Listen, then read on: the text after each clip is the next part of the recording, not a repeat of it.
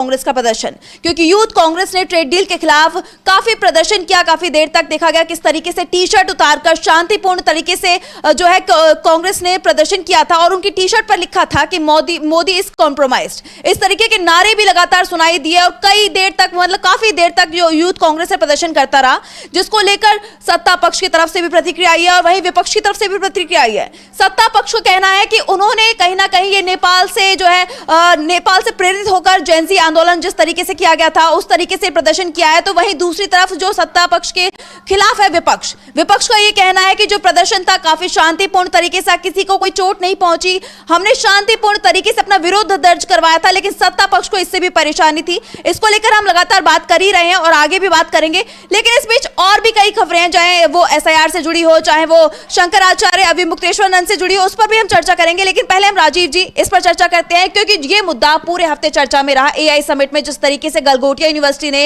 एक रोबोट को प्रदर्शित किया और उसके बाद उनकी सफाई भी आती है उस चीज को लेकर, तब तक जो है किरकिरी हो चुकी थी भारत की और सफाई आना काफी नहीं था। बिल्कुल सही आप कह रही हैं। और सबसे बड़ी चीज है कि यहाँ पे जब गलगोटिया यूनिवर्सिटी का मामला सामने आया और AI वो आप बता रही हैं रोबोट डॉग को लेकर जितनी किरकिरी हुई भारत की, लेकिन यहाँ जब यूथ कांग्रेस ने प्रोटेस्ट किया और वो भी बहुत शांतिपूर्ण ढंग से टॉपलेस होकर उन्होंने, और उस टी शर्ट पर लिखा था कि मोदी इज कॉम्प्रोमाइज्ड, लेकिन ये मोदी इज कॉम्प्रोमाइज्ड जो है ये शब्द पसंद नहीं आया शायद इन लोगों को, ये सेंटेंस पसंद नहीं आया सत्ता पक्ष को। और उसके बाद आपने देखा कि पूरे देश भर में प्रदर्शन हुआ यूथ कांग्रेस के खिलाफ, कांग्रेस पार्टी के खिलाफ, और खासकर बीजेपी के कई नेता बाहर निकल के आए, उनके प्रवक्ता बाहर निकल के आए। उन लोगों ने बयान ये दिया कि इसके पीछे गहरी साजिश है और इस साजिश के कर्ता धर्ता राहुल गांधी हैं, यानी राहुल गांधी ने ही ये साजिश रची है। उनके घर पर प्रोटेस्ट किया गया उसी शाम को, आपने ये भी देखा। तो बहुत कुछ, लेकिन सबसे बड़ी चीज है कि आखिर क्यों ये प्रोटेस्ट, मोदी इज कॉम्प्रोमाइज्ड क्यों? इसलिए क्योंकि ट्रेड डील का मामला था, अमेरिका का मामला, उस पर भी चलेंगे, उस पर भी बात करेंगे, क्योंकि अब वहां भी परेशानी ये हो रही है कि वो 15% कर दिए ट्रंप साहब, पहले कल 10% किया, 10 से अब 15% पे आ गए। तो बहुत कुछ है और इन चीज़ों को अगर तार जोड़ने की, डॉट्स जोड़ने की कोशिश कीजिए तो आपको एक दूसरी लाइन, एक दूसरी तस्वीर बन के आती है और उस तस्वीर में साफ दिखाई देता है कि नरेंद्र मोदी सचमुच कहीं ना कहीं कॉम्प्रोमाइज्ड है, उनके ऊपर कोई प्रेशर है और उस प्रेशर के कारण वो लगातार नरेंद्र मोदी डोनाल्ड ट्रंप के सामने झुक रहे हैं। और इसी बात को यहां पर कहने, और यूथ कांग्रेस के नेता अगर जाते हैं तो इसको जेनजी आंदोलन से, अभी आप बता रहे थे नेपाल के आंदोलन से क्यों जोड़ा जाता है। नेपाल में सत्ता परिवर्तन हुआ, सत्ता परिवर्तन बांग्लादेश में हुआ, हमने देखा अभी चुनाव खत्म हुआ, तो ये सब हुआ। लेकिन यहां की सरकार क्यों डर रही है? यहां की सरकार इसलिए डर रही है क्योंकि उनको लगता है कि कहीं यहां के यूथ, यहां के युवा न बाहर निकल के आ जाएं और उसके कारण कहीं वो परेशानी, यानी सत्ता पक्ष जो है परेशानी में न घिर जाए। तो ऐसे में जो यूथ कांग्रेस का जो प्रोटेस्ट है वो बहुत महत्वपूर्ण है। इसलिए महत्वपूर्ण हो जाता है क्योंकि यहां से कांग्रेस की एक अलग तस्वीर दिखाई देती है। कांग्रेस को आज की तारीख में आप देख लीजिए, अगर पूरे देश में, तो दो तरह की तस्वीरें सामने आती हैं। एक तस्वीर जिसमें कांग्रेस के फॉलोअर्स हैं और एक तस्वीर जहां पर बीजेपी के फॉलोअर्स हैं। बीजेपी के फॉलोअर्स की संख्या ज्यादा, इसलिए बीजेपी की सरकार बनी हुई है, लेकिन कांग्रेस चाहती है उसमें से कुछ फॉलोअर्स टूट के इधर आए और ऐसे आंदोलनों की जरूरत है। अगर ऐसे आंदोलन होंगे तभी तो वो होगा, तभी तो यूथ आएंगे, युवा आएंगे इधर। युवाओं का आंदोलन इस देश में हमेशा उसकी तब जरूरत हुई है जब किसी एक गहरी साजिश का शिकार अगर देश हुआ है और उस देश को उस साजिश से बाहर निकालने की कोशिश हुई है। और दूसरा ये भी कि जब सत्ता पक्ष, जो सत्ता, साजिश तो अलग चीज है, लेकिन साथ साथ जो सत्ता पक्ष है उस सत्ता पक्ष के खिलाफ भी अगर माहौल क्रिएट करना है, उसके खिलाफ माहौल क्रिएट करना है, तो युवाओं को अपने पाले में लेना होगा। और युवाओं को पाले में लेने के लिए जब तक युवा बाहर निकल के नहीं आएंगे तब तक नहीं होगा। और ऐसे में यहां पर ये जो यूथ कांग्रेस का प्रदर्शन है, ये प्रदर्शन नरेंद्र मोदी की सरकार को गले में अटका हुआ नजर आता है, क्योंकि ये प्रदर्शन इस ढंग का है। देखिए 11-12 युवा थे, ज्यादा नहीं थे, वो गए, प्रदर्शन किए, चुपचाप चल के आ जाते और कोई दिखाता भी नहीं। लेकिन अब सब तरफ चर्चा यही है कि यहां पर देश के खिलाफ साजिश रची गई। भाई देश के खिलाफ क्या साजिश रची गई? इन लोगों ने देश की किरकिरी क्या कराई? यही कि वहां पर विरोध प्रदर्शन हुआ। विरोध प्रदर्शन अगर हुआ है तो कहां नहीं होता है। जिनेवा में हुआ विरोध प्रदर्शन WTO की बैठक में, उसके दौरान G20 की बैठक के दौरान विरोध प्रदर्शन हुआ। विरोध प्रदर्शन और भी दुनिया भर में अलग अलग जगहों पे हम लोग देखते आए हैं, होता रहता है। महिलाएं भी टॉपलेस होकर चली जाती हैं, तो ये सब कुछ होता रहता है। जापान में मैं गया हुआ था, उस समय जापान में वहां विरोध प्रदर्शन चल रहा था प्रधानमंत्री के कार्यालय के सामने। तो ये सब चलता है, लेकिन ये सब एक आपका अपना मौलिक अधिकार है।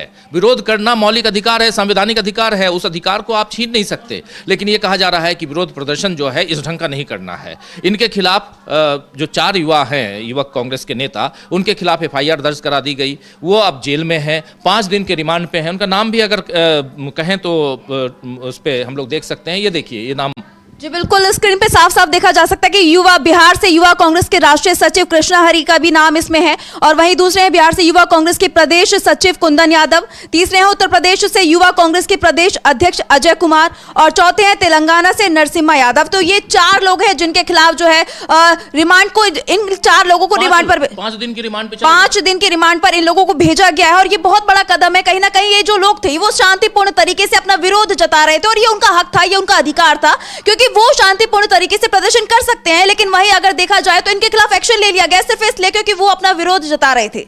ये बहुत बड़ा मामला है जिसको लेकर लगातार सवाल खड़े हो रहे हैं, चाहे वो कांग्रेस नेता हो, चाहे वो सपा के नेता हो। लगातार उनकी प्रतिक्रियाएं भी सामने आ रही है, वो लगातार इसका विरोध कर रहे हैं, कह रहे हैं कि हमारा अधिकार है अपना विरोध दर्ज कराने का, तो हमें क्यों रोका जा रहा है। बिल्कुल बिल्कुल सही कह रहे हैं आप कि ये उनका अधिकार है, उनको क्यों रोका जा रहा है? क्योंकि उनको अगर रोका जा रहा है, ये युवाओं की बात है, लेकिन रोका तो और लोगों को भी जा रहा है। अभी मुक्तेश्वरानंद को भी रोका जा रहा है, वो भी विरोध प्रदर्शन के लिए ही जा रहे थे, और उनको भी हम देख रहे हैं, उनके खिलाफ FIR दर्ज कर ली गई। बहुत बड़ा मामला है, क्योंकि हमें देखा था कि किस तरीके से माघ मेले में वो स्नान के लिए जाते हैं, लेकिन उनको रोक दिया जाता है, और उसके बाद जो है सरकार के बीच और उनके बीच लगातार टकराव की खबरें चली आ रही थी। लगातार वो प्रदर्शन कर रहे थे, लेकिन उसके बाद उन्होंने वहां पे ठीक है छोड़ दिया, वापस आ गए, वो बिना स्नान के लौट आए थे।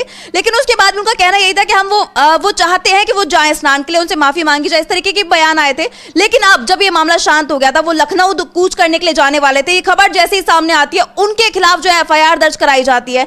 अभी तक तो सिर्फ आदेश दिए गए थे FIR के, लेकिन अब FIR दर्ज हो चुकी है। ये बहुत बड़ा मामला है, क्योंकि लगातार सरकार के बीच और जिस तरीके से इनके बीच टकराव देखा जा रहा है, उसके बीच में ऐसा ये मामला सामने आना कि FIR दर्ज कराई गई है, तो इसको लेकर कई सवाल खड़े होते हैं। बहुत सारे सवाल खड़े होते हैं, और अभी मुक्तेश्वरानंद का जिक्र यहां इसलिए जरूरी है क्योंकि वो भी एक विरोध प्रदर्शन के हिसाब से ही लखनऊ जाने वाले थे। उससे पहले शंकराचार्य स्वामी अभिमुक्तेश्वरानंद को अगर अब कोर्ट के आदेश के बाद पॉक्सो एक्ट के तहत उनको अगर गिरफ्तार नहीं किया गया, अब हो सकता है कि गिरफ्तार हो जाएं, उनको जमानत मिल जाए तो गिरफ्तार ना हो, ये भी हो सकता है। क्या होगा आगे नहीं पता, लेकिन यहां भी विरोध की बात है। प्रयागराज में इनके खिलाफ वहाँ FIR दर्ज कराई गई है, लेकिन प्रयागराज में इसलिए क्यों कराई गई, क्योंकि ये भी ढूंढा जा रहा था कि कहाँ कराई जाए। प्रयागराज चूंकि गए थे माघ मेले में, इसलिए वहाँ प्रयागराज में कराया जा रहा है। अब ये विरोध के स्वर इनके और मजबूत ना हो, तीखे ना हो, इसलिए इनको चुप कराने। तो ये जो चुप कराने की बात है आंचल, वही चुप कराने वाली बात यूथ कांग्रेस के साथ भी लागू हो रही है, वही चुप कराने वाली बात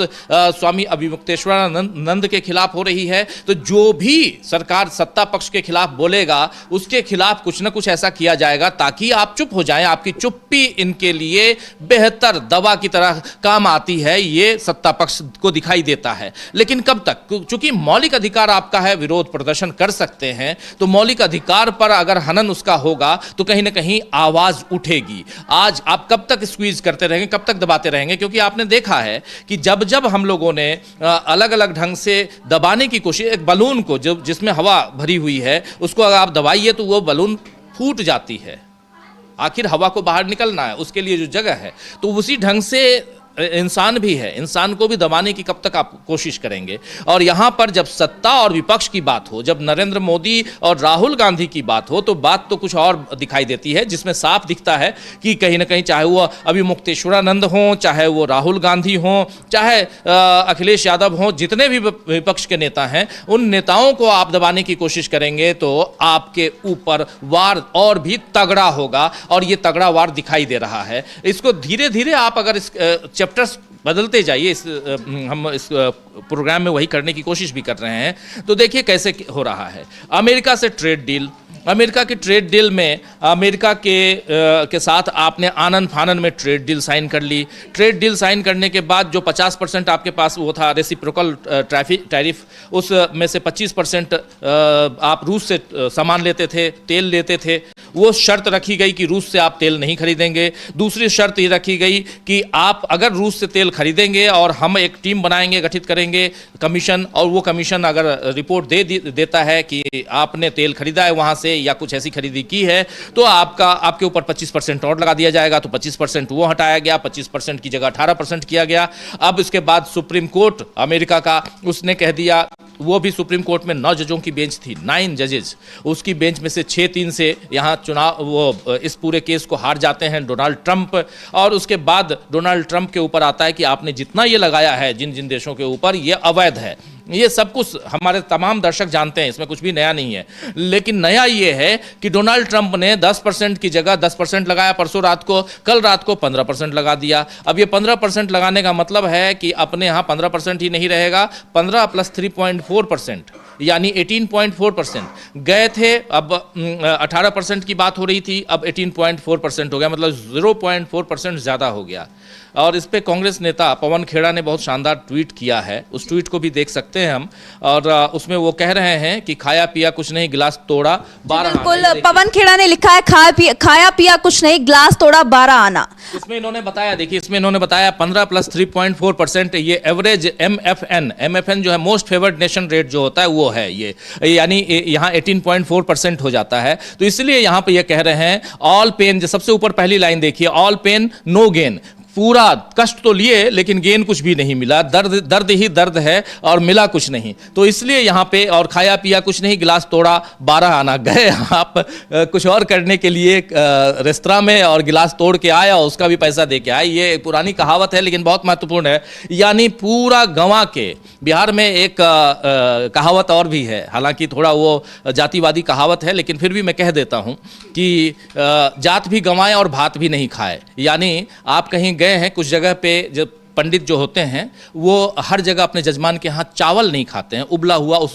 जो चावल होता है वो नहीं खाते हैं। वो पूड़ी खाएंगे, सब्जियां खाएंगे, लेकिन चावल जैसी चीज़ें नहीं खाएंगे। लेकिन अगर वो खा लिए तो कहते हैं कि जात भी गंवा दिए और भात। अगर आपने जात गंवा दी तो फिर भात क्यों नहीं खाए? वही बात है, यहाँ खाए पिए कुछ नहीं और गिलास तोड़े 12 आना के, जाके खाना पीना खा लेते, आराम से रहते। यानी साफ है कि यहाँ पर बेइज्जती हो रही है। और मोदी इज कॉम्प्रोमाइज्ड की जो बात यहाँ पर कांग्रेस पार्टी कह रही है वो यहां साबित होते हुए दिखाई दे रही है ये बात, और यही बात यहां पवन खेड़ा कह रहे हैं। तो देखिए कितनी कनेक्टिविटी है इस प्रोटेस्ट से, कि अगर आप अमेरिका के साथ भी अगर आप कुछ कर रहे हैं, डील कर रहे हैं, उसके लिए प्रोटेस्ट यहां क्यों नहीं हो? क्योंकि अमेरिका के साथ डीलिंग में यहां के किसानों के ऊपर आफत है, यहां के जो MNCs में काम करने वाले या मजदूर वर्ग के लोग हैं उनके ऊपर आफत है। फैक्ट्रियां काफी बंद हो जाएंगी, कई फैक्ट्रियां बंद हो गई जब 50% का टैरिफ लगाया गया, और उसके बाद अब अभी भी 18% से 18.4%। हालांकि ये भी नहीं टिकेगा। डोनाल्ड ट्रंप को यहां पर हार माननी पड़ेगी, डोनाल्ड ट्रंप को अपने सुप्रीम कोर्ट की बात माननी पड़ेगी। ये अच्छी बात है आंचल कि वहां का सुप्रीम कोर्ट जो है वो बहुत मजबूती के साथ अपनी सरकार के खिलाफ भी खड़ा है। और ये हमारे यहाँ के जो न्यायपालिकाएं हैं उनको सबक लेनी चाहिए कि जो दुनिया का एक सबसे पुराना लोकतंत्र है, सबसे पुराना लोकतंत्र है अमेरिका, और 250 साल पुराना लोकतंत्र है अमेरिका का। हमारा लोकतंत्र तो अभी पैदा हुआ है 1947 के बाद।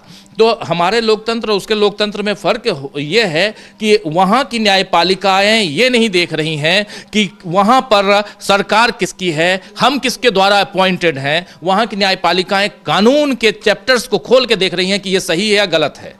वहां के राष्ट्रपति को यह हक है या नहीं है कि किसी के ऊपर जब मर्जी आज सो के उठे, जगे नहीं जी चलो आज मोदी को गाली देनी है, गाली दे दिए। कल सो के उठे, नहीं जी Modi is my best friend, ये कह दिए, आई लव मोदी और मोदी लव्स मी। ऐसे कहने से नहीं होता है। ये साफ साफ है कि आप अगर राष्ट्रपति के पद पे बैठे हुए हैं, आप अगर प्रधानमंत्री के पद पे बैठे हुए हैं, तो आपको संवैधानिक दायित्वों का निर्वहन करना होगा, पालन करना होगा। वो अगर नहीं कर रहे हैं, ये बात मोदी जी को भी समझनी होगी, ये बात ट्रंप साहब को भी समझनी होगी, लेकिन ये बात यहां दोनों को समझ में नहीं आती है। इसलिए ट्रंप साहब मनमानी कर रहे हैं। नरेंद्र मोदी ट्रंप के द्वारा कहे गए काम जिस ढंग से वो कह रहे हैं वैसे चल रहे हैं। आपने देख लिया ऑपरेशन इसमें सिंदूर में, और इसी में जो ये जो ट्रेड डील है, ट्रेड डील की घोषणा किसने की?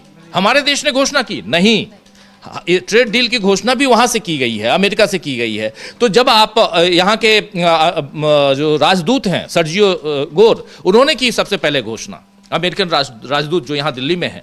तो इसलिए यहाँ ये सब समझना पड़ेगा कि आखिर हमारा देश कहाँ है। हम किसी के हाथ की कठपुतली कभी नहीं थे, आज क्यों कठपुतली हो रहे हैं, क्यों बन गए हैं? और इसमें ये प्रोटेस्ट बहुत इंपॉर्टेंट है, जिसको समझना जरूरी है। फिर दोबारा मैं आऊँगा वहीं यूथ कांग्रेस के प्रोटेस्ट पे, इसलिए क्योंकि यूथ कांग्रेस का प्रोटेस्ट जो है उसको लेकर बीजेपी आखिर क्यों इतना परेशान है, इसलिए इसके अलग अलग डॉट्स को मिलाने की जरूरत है। और अगर ये प्रोटेस्ट आज होता है, देखिए यूथ कांग्रेस के जो वकील हैं उन्होंने कल एक बहुत अच्छी बात कही वहां पर कोर्ट में, जब रिमांड मांग रही थी पुलिस इन लोगों की, तो उसका विरोध करते हुए यहां इनके वकील ने कहा साफ साफ कि मिलॉर्ड, अगर आप इन लोगों को रिमांड पे दे देते हैं, इनको जेल भेज देते हैं, अभी पहले रिमांड फिर जेल, अगर ऐसा करते हैं तो विरोध प्रदर्शन करने वाले लोगों के साथ आप एक यहां पर नई परिपाटी का चलन आप कर देंगे, जिसमें यह होगा कि चाहे अगर कोई सांसद संसद के अंदर भी विरोध प्रदर्शन करे तो उसको आप जेल में डाल देंगे, उसको आप गिरफ्तार कर लेंगे।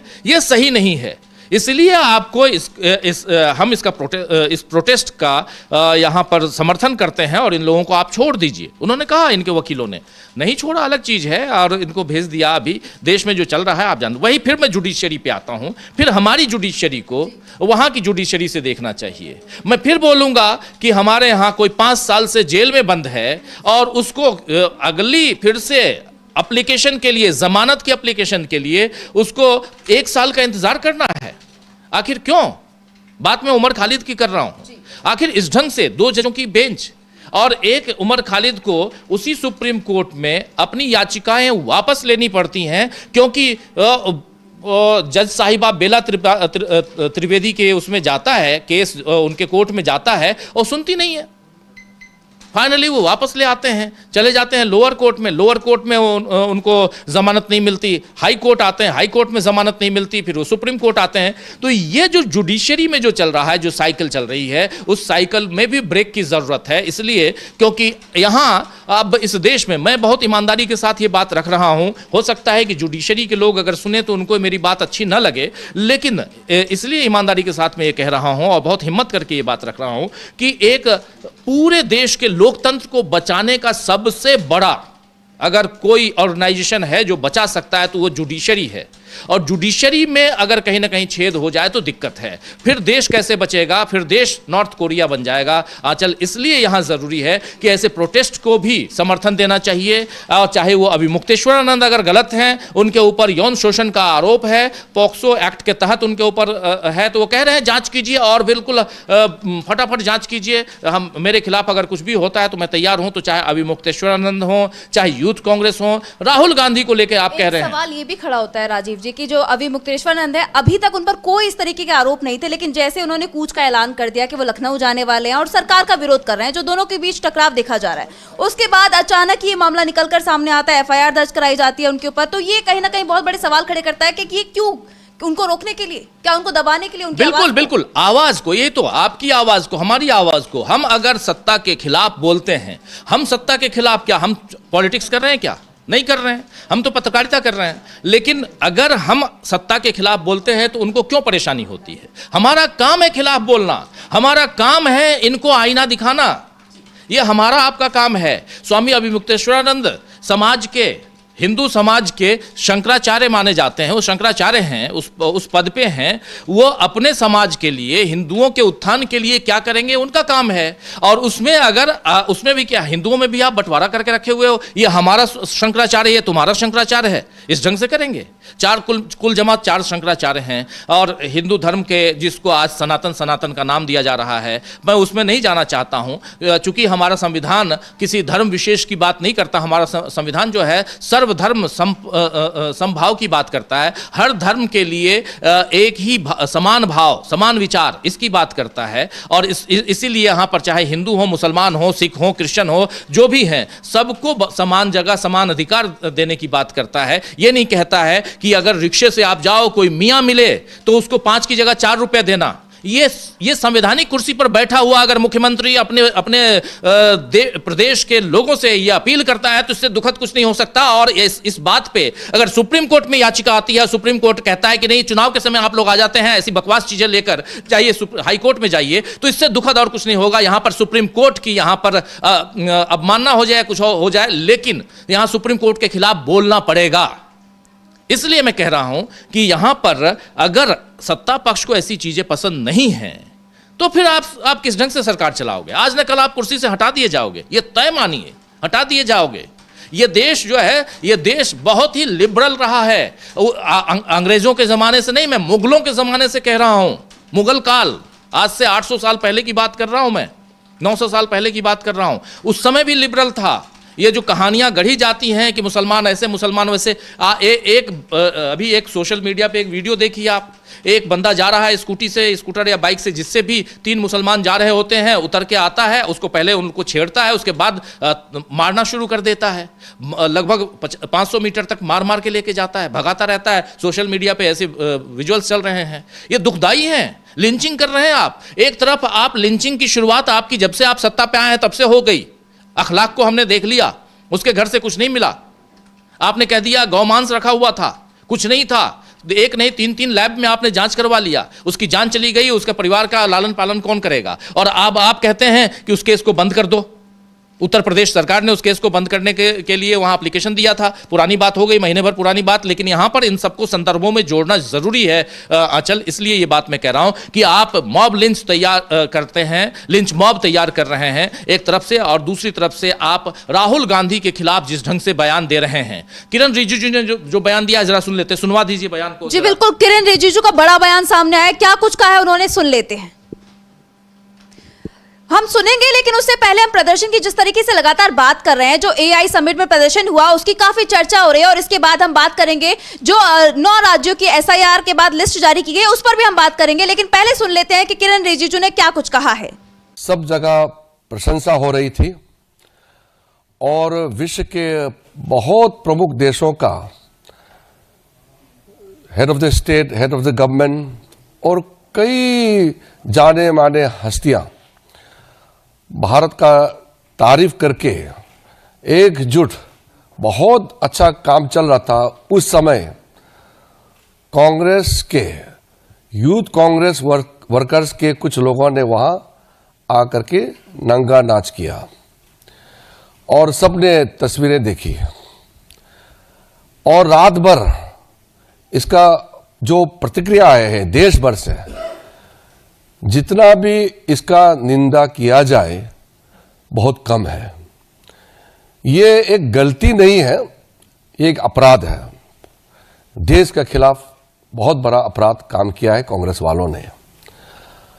हमने सुबह उठकर के ये सोचा कि अगर कांग्रेस पार्टी में देश के प्रति थोड़ा भी उनका सोच विचार, सोचा कि हम आत्ममंथन करके माफी मांगेंगे। तो सुबह जब हमने देखा माफी मांगने की जगह उल्टा कई कांग्रेसी नेता ये नंगा नाच को जायज ठहरा रहे थे। वो कह रहे थे कि ये युवाओं का आक्रोश है। अगर युवाओं का आक्रोश को देश को बदनाम करने के लिए, दुनिया के सामने में भारत को बदनाम करने के लिए अगर इस्तेमाल करते हैं तो इससे ज्यादा शर्मनाक कुछ और हो नहीं सकता है। जब देश हित में कोई भी काम होता है उसमें सरकार किसी का भी हो, इसमें राजनीति नहीं होती है। और जब देश का प्रतिनिधि करता है उसमें राजनीति बिल्कुल नहीं होती है। यूनाइटेड नेशन में या किसी भी देश में जब कोई भी किसी भी दल के हो, किसी भी वर्ग के, जब भारत के ऑफिशियल रिप्रेजेंटेटिव होता है तो देश को ले जाते हैं और देश के लिए बोलते हैं। उसमें कोई आपस में तू तू मैं करने का कोई जगह नहीं होते हैं। लेकिन कुछ समय से हम देख रहे हैं कि कांग्रेस का हताशा, क्योंकि वो चुनाव नहीं जीत पाते हैं, लोगों को भरोसा प्राप्त नहीं कर पा रहे हैं, अब ये देश का खिलाफ बन गए हैं। हम तो कहते हैं कि कांग्रेस वाले अगर भारतीय जनता पार्टी को अटैक करते हैं, भारतीय जनता पार्टी को क्रिटिसाइज करते हैं, तो ये लोकतंत्र में ठीक बात है, कोई बात नहीं, ये तो चलता है, हम मान सकते हैं। थोड़ा भाषा का मर्यादा रखें, और सरकार के नीति के खिलाफ भी अगर कुछ बोलते हैं तो वो बोलने का आजादी है। संसद में हो या संसद के बाहर, सरकार के खिलाफ प्रदर्शन करना है, कर सकते हैं। ये तो लोकतंत्र में सबके लिए ये आजादी प्राप्त है, संविधान में प्रावधान है, आप कर सकते हैं। लेकिन आप देश के खिलाफ कैसे प्रदर्शन कर सकते हैं? और ये पहली बार इस स्तर में global AI summit, Modi ji का सोच विचार आप दुनिया का सामने में आया है कि मोदी जी सिर्फ भारत के लिए नहीं, विश्व कल्याण के लिए सोचते हैं, ये मानने लगा है। कई विश्व के नेता ने जो तारीफ किया है भारत देश का, सॉरी पानी लेते हो,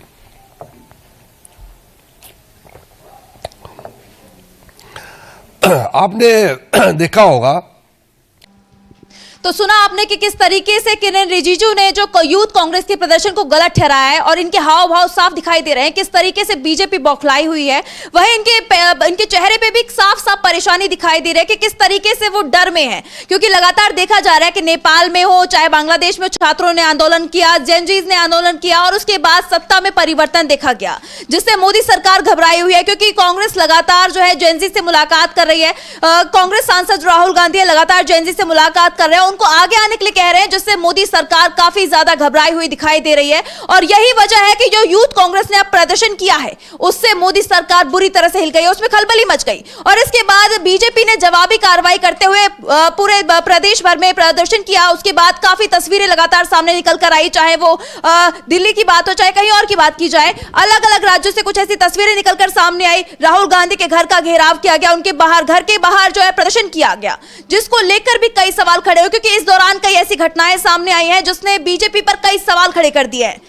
बिल्कुल बिल्कुल आप सही कह रही हैं कि बीजेपी पर कई सारे सवाल खड़े हैं, और किरेन रिजिजू के हाव भाव को आपने देख लिया, अभी आप कह भी रही थी, हाव भाव से साफ नजर आ रहा है कि कितनी घबराई हुई है। और सरकार, सत्ता पक्ष, और चूंकि ये संसदीय कार्य मंत्री हैं किरेन रिजिजू, केंद्रीय मंत्री हैं, इनके ऊपर जिम्मेदारी संसद सुचारू रूप से चलवाने की भी है, क्योंकि वहाँ तो ठीक है लोकसभा में वहाँ ओम बिरला साहब हैं, लेकिन दूसरी तरफ इनकी जिम्मेदारी भी है कि सुचारू रूप से चले संसद। लेकिन संसद से लेकर बाहर तक इन लोगों को उम्मीद नहीं थी कि संसद के अंदर राहुल गांधी जो कर देंगे। राहुल गांधी ने किताब दिखा दी, किताब के बाद उन्होंने चीन के साथ वाली जो रिलेशन है उसको बता दिया, और भी बहुत कुछ हो गया, हम लोगों ने देखा उस दौरान। और अभी 9 तारीख से फिर शुरुआत होगी, 9 मार्च से, होली के बाद जब संसद में, तो तब भी और बवाल मचना है। लेकिन उससे पहले राहुल गांधी जिस ढंग से यहां पर एक्टिवली सत्ता पक्ष के खिलाफ मोर्चा खोले हुए हैं, जेनजी इनसे मिल रहे हैं, किसान इनसे मिल रहे हैं, आदिवासी मिल रहे हैं, महिलाएं आके मिल रही हैं,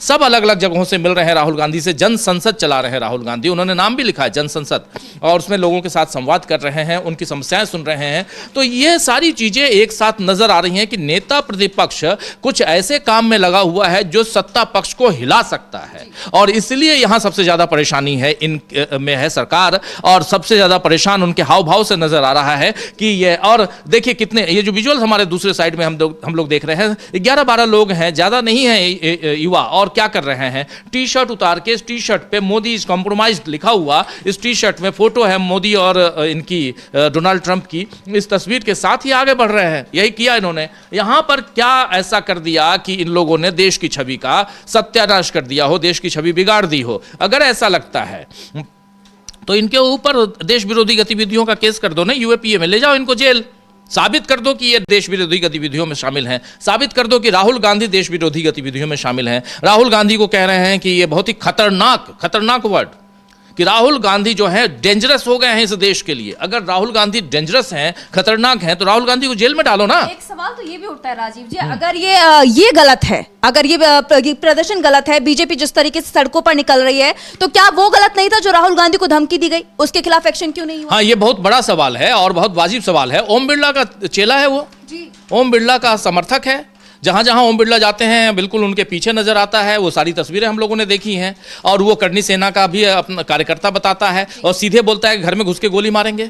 सीधे बोलता है कि 25 सांसद उनके साथ, एक नहीं मतलब 25 सांसदों को धमकी दी जा रही है और साफ साफ धमकी, और ये सब जानते हैं, ऐसा नहीं कि किसी से छुपा हुई है, और उसके बाद भी सरकार इस पर कोई एक्शन नहीं ले रही। वही तो उसको गिरफ्तार किया गया, गिरफ्तार करने के बाद छोड़ दिया गया। लेकिन आप, वही तो दिक्कत है कि सत्ता पक्ष का अगर कोई हो, यहां आप मॉब लिंचिंग कर दें, यहां पर आप मुस्लिम समुदाय के ऊपर तमाम तरह के हमले करें, सब कुछ करें, तो सब जायज है क्योंकि सत्ता पक्ष है। चाहे मध्य प्रदेश की बात, जिन जिन राज्यों में इनकी सरकार है वहां देखिए किस ढंग से आफत वाली हालत बनी हुई है। लेकिन वहां आपके लिए कुछ नहीं। लेकिन जब आप यहां विरोध प्रदर्शन अगर होता है तो सीधे राहुल गांधी इसके करता धरता है, राहुल गांधी ही सब कुछ कर रहे हैं। तो मैं तो वही बार बार कह रहा हूं कि राहुल गांधी को गोली मारने की बात जो कह रहा है उसको आप छोड़ रहे हैं, लेकिन राहुल गांधी कुछ नजर नहीं आ रहे। राहुल गांधी आपको आईना दिखाने का काम कर रहे हैं कि आपने अमेरिका के साथ जो ट्रेड डील किया है, आप वेट क्यों नहीं कर लेते? उस समय आपको वेट करना चाहिए था ना। आपको माला पहनने में ज्यादा अच्छा लग रहा था कि आप संसद परिसर में जाकर एनडीए के सांसदों से माला और स्वागत करवा रहे थे कि हाँ 18% करवा दिया, 18% करवा दिया। तो ये सब है। और इन सब के बीच कांग्रेस के अलग अलग नेता भी इस पर पलटवार कर रहे हैं, बातें कर रहे हैं। कांग्रेस नेता सुप्रियश ने जो है उनका भी बयान आया है ट्रेड डील को लेकर, क्या कुछ कहा है उन्होंने, सुन लेते हैं। अमेरिका के सुप्रीम कोर्ट ने डोनाल्ड ट्रंप के रेसिप्रोकल टैरिफ पर रोक लगा दी। इसके बाद डोनाल्ड ट्रंप ने ग्लोबल वैश्विक टैरिफ 10% का लगाया। मतलब अमेरिका में आने वाले हर सामान पर 10% टैरिफ लगेगा। इसका सीधा और सिंपल मतलब है कि हिंदुस्तान पर 10% टैरिफ लगेगा, वो 18% नहीं लगेगा जो ट्रेड डील में तय हुआ था। आपको याद होगा फरवरी की शुरुआत में इंडिया अमेरिका ने एक ट्रेड डील तय करी थी जिस पर भारत पर 18% टैरिफ लग रहा था, 3% से बढ़कर, और हमने अमेरिका पर 0% टैरिफ लगाने का वादा किया था। हमने अमेरिका से वादा किया था $500 बिलियन की तमाम चीजें खरीदने की, जिसमें कि कृषि की चीजें भी शामिल है। हमने अमेरिका से वादा किया था कि हम रूस से सस्ता तेल ना खरीदकर अमेरिकन और वेनेजुएलन तेल खरीदेंगे। आपको याद होगा ये सब हमने फरवरी की शुरुआत में किया था, और सुप्रीम कोर्ट का जो फैसला अमेरिका में आया है उसके बाद हिंदुस्तान को सिर्फ 10% टैरिफ देना होगा। तो इससे बहुत सारे सवाल खड़े होते हैं। पहला सवाल, ऐसी क्या जल्दी थी कि नरेंद्र मोदी जी ने बिना सुप्रीम कोर्ट के ऑर्डर का वेट किए जल्दबाजी में यह डील साइन करी? महीनों से यह डील पड़ी हुई थी। 30 मिनट की कॉल पर इतना आत्मसमर्पण करके इसको साइन करने की क्या जरूरत थी?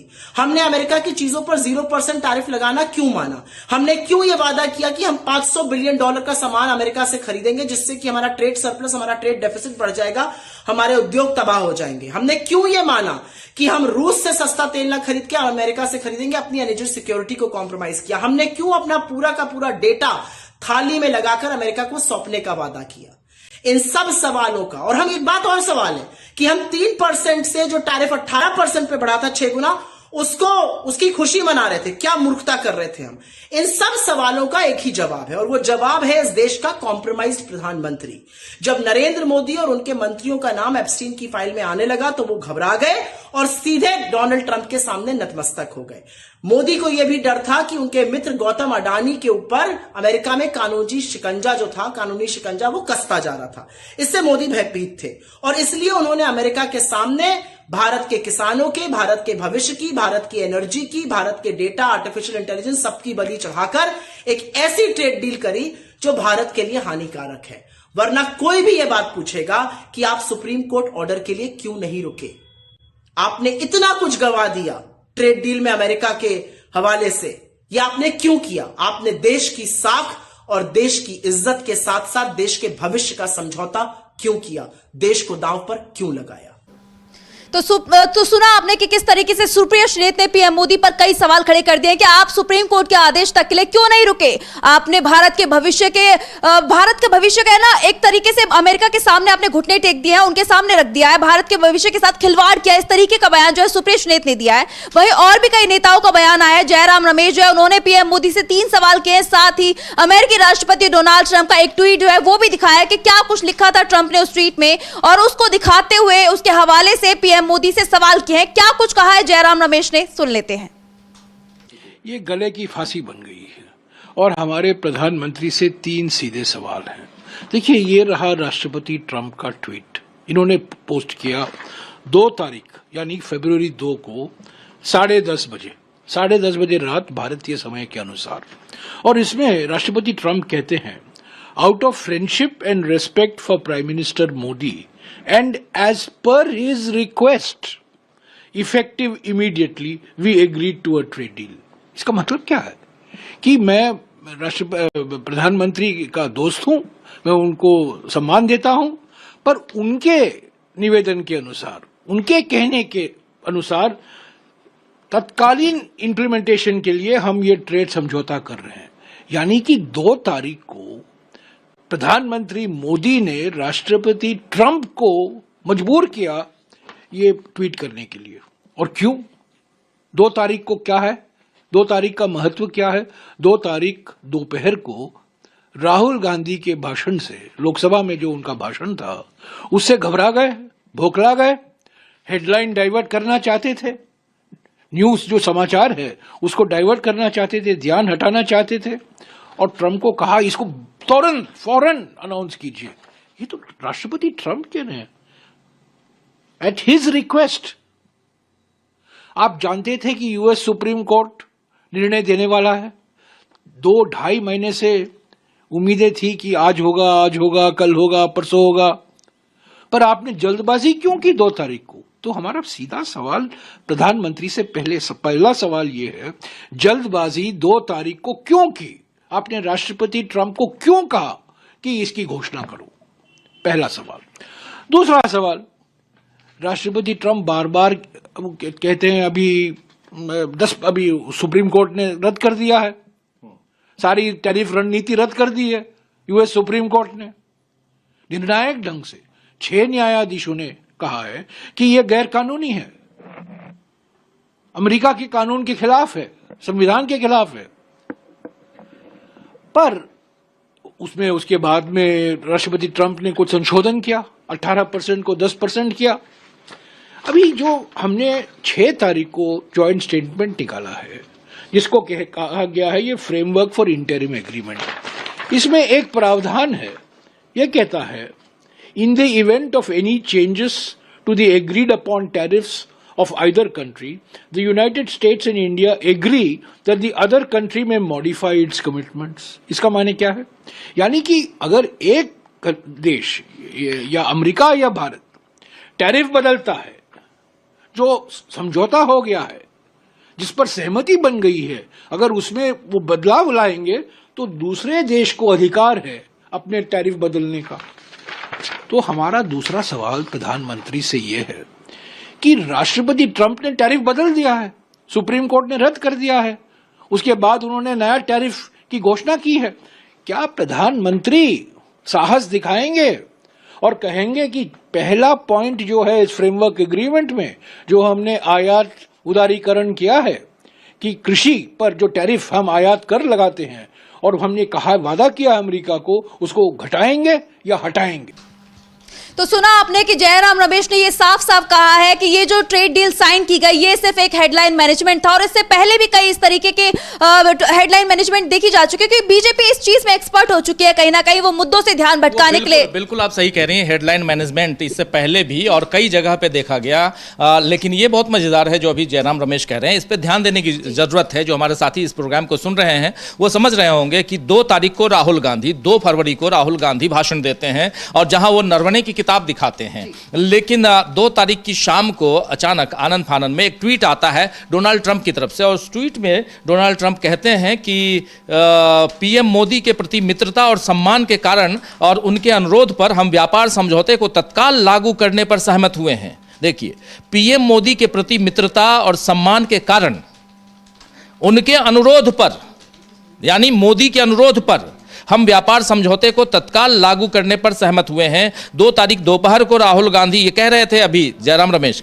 कि 2 तारीख को दोपहर राहुल गांधी ने लोकसभा में भाषण दिया। उस भाषण से नरेंद्र मोदी घबरा गए और सुर्खियों पर से ध्यान हटाने के लिए, क्योंकि सुर्खियां ये बनता, लेकिन सुर्खियों से ध्यान हटाने के लिए इन्होंने साफ साफ अनुरोध किया वहां डोनाल्ड ट्रंप को कि इस व्यापार समझौते को तत्काल, जिस व्यापार समझौते के लिए 6 महीने से नेगोशिएशन पे नेगोशिएशन कर रहे हैं आप, मोदी सरकार नेगोशिएशन कर रही है, किसान यहां विरोध कर रहे हैं, लेकिन आप आनंद फानंद में उसको कैसे कर दे रहे हैं। जो अभी आप हेडलाइन मैनेजमेंट की बात कर रही थी, कई ऐसे मौके आए हैं जिसमें ये हेडलाइन मैनेज करने की कोशिश करते हैं। यानी हेडलाइन मैनेजमेंट क्या होता है, अखबारों की सुर्खियां कल क्या बने, मीडिया में टेलीविजन चैनल्स हम लोग यहां पर क्या दिखाएं, क्या बात करें, यही हेडलाइन मैनेजमेंट होता है और इसमें यह सरकार माहिर हो चुकी है। मुझे याद है कि जब इंडिया गठबंधन की मीटिंग चल रही थी, पहली मीटिंग उनकी हुई थी, इंडिया गठबंधन बना था, जो इंडिया नाम नहीं था, लेकिन विपक्ष का एक गठबंधन बनेगा, नाम क्या आएगा वो बाद में तय होगा। पहली बैठक लालू यादव और उसमें नीतीश कुमार भी थे उस समय, चूंकि नीतीश कुमार उस समय इधर थे इस खेमे में और सरकार में वहां पर तेजस्वी यादव थे, नीतीश कुमार डिप्टी सीएम थे और नीतीश कुमार सीएम थे। पहली बैठक इनकी हुई थी, इस विपक्षी गठबंधन की पहली बैठक पटना में हुई, उसके बाद दूसरी बैठक जो है बेंगलुरु में हुई, उसके बाद फिर तीसरी बैठक मुंबई में, और तीसरी बैठक जो मुंबई में हुई उस बैठक में यह तय किया गया कि इसका नाम क्या होगा हमारे गठबंधन का। और उस नाम में यहां पर जैसे नाम आता उससे पहले वहां एक नया यहां पर शिगुफा यह छोड़ा गया, 1 नेशन 1 इलेक्शन। यानी अब चर्चा इस नाम पे ना हो, इंडिया नाम पे ना हो, चर्चा हो कि 1 नेशन 1 इलेक्शन, यानी एक राष्ट्र एक चुनाव की बात हो, और उसको लेकर पूरी की पूरी टीम तैयार कर दी गई। उसमें रामनाथ कोविंद जो पूर्व राष्ट्रपति हैं अपने, उनको उसका अध्यक्ष बना दिया गया, उनकी अध्यक्षता में कमेटी बना दी गई, सब कुछ। तो ये सरकार लगी रहती है कि किसी भी ढंग से विपक्ष की बातें मीडिया में ना आए, उसको कैसे रोका जाए, और इसलिए ये हेडलाइन मैनेजमेंट। और इसीलिए 2 तारीख को जब राहुल गांधी भाषण देते हैं जिसमें जनरल नरवणे, एमएम नरवणे की किताब का जिक्र आता है, कैसे आप डोकलाम में आपने क्या गड़बड़ियां की, कैसे हमारे देश के प्रधानमंत्री ने 2.5 घंटे बाद कहा कि जो उचित समझो वो करो, इन सब चीजों से रोकने के लिए। लेकिन एक बात मैं बताना चाहता हूं आंचल की, चाहे कुछ भी हो जाए, कितनी भी आप हेडलाइन मैनेजमेंट करने की कोशिश करें, लेकिन फाइनली होता यही है कि आजकल सोशल मीडिया, डिजिटल मीडिया का जमाना है, कहीं ना कहीं से बातें आ जाती हैं और वो बातें यहां भी आई। इसलिए जयराम रमेश जिन चीजों का खुलासा कर रहे हैं उसमें कुछ भी नया नहीं है, लेकिन इन बातों को बार बार रिपीट करने की जरूरत भी है। कांग्रेस पार्टी को यही काम करने की जरूरत है जो आपने अभी सुप्रिया श्रीनेत को दिखाया, जो अभी आपने जयराम रमेश को दिखाया। ऐसे और भी दूसरे जो नेता, पवन खेड़ा जैसे अपनी बात रखते हैं, जो कह रहे थे खाए पिए कुछ नहीं, गिलास तोड़ा 12 आना, यानी 12 आने के उस जमाने में आना चलता था, आना पैसा चलता था, तो उस आने की बात जो पुराने जमाने की बात है, अब आना नहीं, अब तो पैसा भी नहीं चलता और ना ही 1 रुपए कोई लेता है। 10 रुपए से नीचे कोई बात, एक भिखारी भी नहीं लेता आपसे 1 रुपए, वो भी कहता है 10 रुपए दे दो बाबा, क्या दे रहे हो। तो इसलिए क्योंकि महंगाई इतनी हो गई है, रुपए का डिवैल्यूएशन हो गया है, आज 90 रुपए से ज्यादा कीमत हो गई है $1 की अपने यहाँ, तो समझ सकती हैं कि क्या है। और अमेरिका इन चीजों में हमको दबाए जा रहा है और नरेंद्र मोदी अमेरिका के सामने दबे जा रहे हैं। तो इसलिए तो यूथ कांग्रेस के नेता पूछ रहे हैं कि नरेंद्र मोदी इज कॉम्प्रोमाइज्ड। राहुल गांधी कह रहे हैं नरेंद्र मोदी इज कॉम्प्रोमाइज्ड। क्यों कह रहे हैं? अगर आप किसी के सामने कॉम्प्रोमाइज्ड हैं, उनके सामने झुके हुए हैं, उनकी बातों को मान रहे हैं, तो इसका मतलब आपने आत्मसमर्पण कर दिया, कॉम्प्रोमाइज, सरेंडर, जिसको सरेंडर कहे, नरेंद्र सरेंडर जो नारा दिया था, उसी नारे को थोड़ा सा सोफिस्टिकेटेड वे में कहा जा रहा है कॉम्प्रोमाइज्ड। तो इसलिए इन चीजों को समझने की जरूरत है। और यहां पर ऐसी चीजें, ये विरोध प्रदर्शन की जो बातें होती रही हैं, ये विरोध प्रदर्शन की बातों को और इन चीजों को, किसानों के आंदोलन को आपने देखा, 13 महीने किसानों का आंदोलन चला, उनके ऊपर लाठियां चलाई गई, उनके ऊपर क्या क्या नहीं कहा गया, उनको मवाली कहा गया, आतंकवादी कहा गया, उनको नक्सली कहा गया, सब कुछ कहा गया। ग्रेटा थनबर्ग, बहुत बड़ी आज की तारीख में, एक छोटी थी उस समय, 15-16 साल की थी ग्रेटा थनबर्ग, और या 17-18 साल की होगी। उस लड़की के खिलाफ, उसने भी किसानों के आंदोलन का समर्थन कर दिया था, तो उसके खिलाफ यहाँ FIR दर्ज करवा दिया आपने। तो ये जो पर्यावरण के लिए सोशल एक्टिविस्ट के रूप में काम करती है। तो आप ये सब कर रहे हैं, इस देश में एक्टिविस्टों के लिए जगह नहीं है, उनको आप अर्बन नक्सल कहते हैं। जो विरोध प्रदर्शन करते हैं उनके विरोध के स्वर को, उनके विरोध के सुर को दबाने की कोशिश कर रहे हैं। अगर कोई मोदी तेरी कब्र खुदेगी अगर कह दिया तो आपको बुरा लग जाता है, लेकिन मोदी मुर्दाबाद आप अगर कहे या सरकार मुर्दाबाद के नारे लगते रहे हैं। तो ये एक तरह से जो हमारे देश में एक परंपरा रही, एक परिपाटी रही विरोध प्रदर्शन की, उसको खत्म करने की एक सोची समझी रणनीति के तहत एक साजिश रची जा रही है। और इसमें कब तक कहां तक सफल होती है सरकार, ये तो आने वाला वक्त बताएगा, लेकिन बहुत महत्वपूर्ण है। और उसी में अभी मुक्तेश्वरानंद भी है, शायद उनकी बाइट भी आ गई। जी बिल्कुल, उनका भी बयान आया, क्योंकि जिस तरीके से उनके खिलाफ एफआईआर दर्ज कराई गई है, ये मामला लगातार सुर्खियों में बना हुआ है। टकराव जो है सत्ता पक्ष के बीच में और अभी मुक्तेश्वरानंद के बीच में बढ़ता ही जा रहा है। तो इस बीच उनका बयान आया है, क्या कुछ कह रहे हैं वो सुन लेते हैं। उन्होंने कल हमारे अधिवक्ता ने आप लोगों को बताया था कि उन्होंने 2 एफिडेविट दाखिल किए हैं, दोनों में 2 कहानी है। यहीं से मामला खत्म हो गया। एक व्यक्ति शपथ पत्र पर 2 कहानी देता है, इसका मतलब उसकी एक कहानी तो झूठी है ना। आप इसी से अंदाजा लगा लीजिए। तो और बाकी जो कहानी में जो कमजोरी होगी वो वकील वहां पे खड़े होके कोर्ट में बताएंगे, उसको हम कैसे आपके सामने बताएं। ठीक है, इसलिए कोई इसमें बाधा नहीं है। ये बिल्कुल उचित है, जो प्रक्रिया है उसका पालन किया जाना चाहिए। और हम लोग न्यायालय में जो बाधा आ रही है उसको फेस करेंगे। ऐसी क्या बात है, हम थोड़े आदित्यनाथ है कि हमारे ऊपर का मुकदमा हटवा लो, ऐसी जरूरत नहीं है। हमारे ऊपर अगर कोई आक्षेप है तो हम भी उसका सामना करेंगे जैसे आम लोग करते हैं। ऐसी क्या बात है। और हमको अपनी न्यायपालिका पे भरोसा है और अपनी सच्चाई पे भरोसा है। क्या किस बात की चिंता। ठीक है। और गौ माता का आशीर्वाद है, गौ माता के लिए निरंतर हम लोग आगे बढ़ रहे हैं, बिना डरे बिना भय खाए, और बढ़ते रहेंगे। आप कैसे चुप करा लोगे। ठीक है स्वामी जी, ठीक है। तो सुना आपने कि किस तरीके से शंकराचार्य ने साफ कह दिया है कि उनको न्यायपालिका पर भरोसा है और वो योगी आदित्यनाथ नहीं है। और उन्होंने ये भी कहा है कि वो चुप बैठने वालों में से तो बिल्कुल भी नहीं है। तो उन्होंने साफ ये कर दिया है कि उनके ऊपर जो मुकदमा है वो चलवाएं, वो उसका सामना करेंगे बिना डरे। बिल्कुल बिना डरे कह रहे हैं, और कह रहे हैं कि मैं योगी आदित्यनाथ नहीं हूं जो अपना मुकदमा उठवा लूं, खत्म करवा लूं। आपको याद होगा योगी आदित्यनाथ की एक तस्वीर बहुत वायरल हुई थी जब वो सांसद थे और लोकसभा में जब वो थे, और उस समय वो उन्होंने रोते कहा था कि मेरे ऊपर मुकदमा कर दिया है, मुझे लोग जेल में डाल देंगे, मेरे ऊपर साजिश रची जा रही है। और वो प्रोटेक्शन मांगने लगे वहाँ आसंदी पर बैठे लोकसभा अध्यक्ष से।